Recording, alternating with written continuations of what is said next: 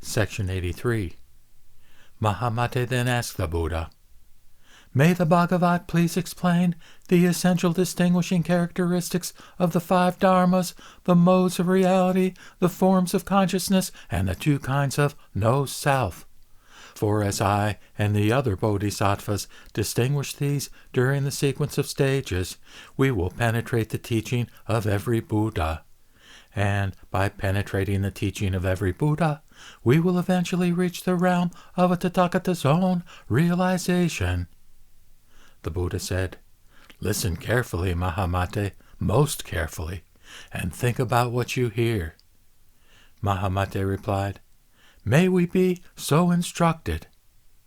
The Buddha told Mahamate, "The distinguishing characteristics of the five dharmas, the modes of reality, the forms of consciousness, and the two kinds of no-self include name and appearance, projection, correct knowledge, and suchness.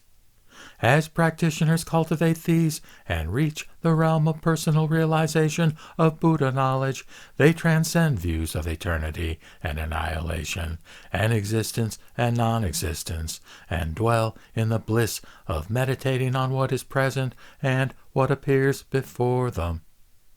Mahamate, because they are unaware that the five dharmas, the modes of reality, the forms of consciousness, and the two kinds of no-self are perceptions of their own minds.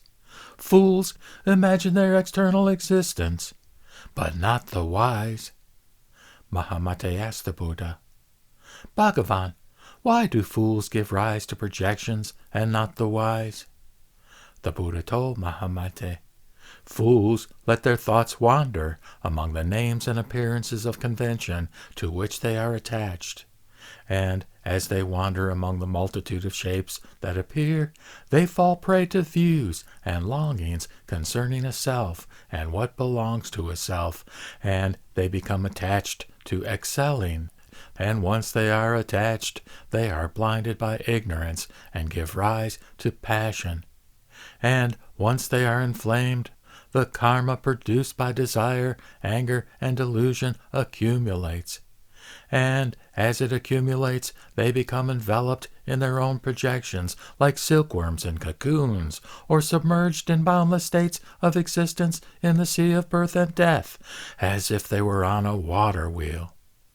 But because of their ignorance, they do not realize that their own existence is an illusion, a mirage, a reflection of the moon in water, and without a self or what belongs to a self, that is devoid of the origination, duration, or cessation of what characterizes or what is characterized, and that it arises from the projections of their own mind, and not from a creator, time, motes of dust, or a supreme being.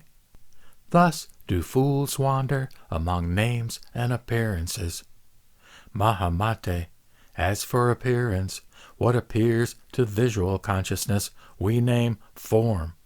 What appears to auditory, olfactory, gustatory, tactile, or conceptual consciousness we name sound, smell, taste, feeling, or thought. These are the names for appearances. Mahamate, projection fabricates names and points to appearances as being like this and not something else. What we name an elephant or a horse, a charioteer or a foot soldier, a man or a woman, this is what is meant by projection. Mahamate, according to correct knowledge, names and appearances are indistinguishable, like passerby. When the different forms of consciousness do not arise, and they are neither annihilated nor eternal, and one does not end up in the realms of Shravakas, Pratyeka Buddhas, or other paths. This is what is meant by correct knowledge. Moreover, Mahamate, as a result of correct knowledge, bodhisattvas neither assert names or appearances, nor do they not assert names or appearances. They avoid dualistic views of assertion or denial because they know that names and appearances do not arise. This is what is meant by suchness. Mahamate, because bodhisattvas who dwell in suchness reach the realm that is free from projections, they reach the bodhisattva stage of joy.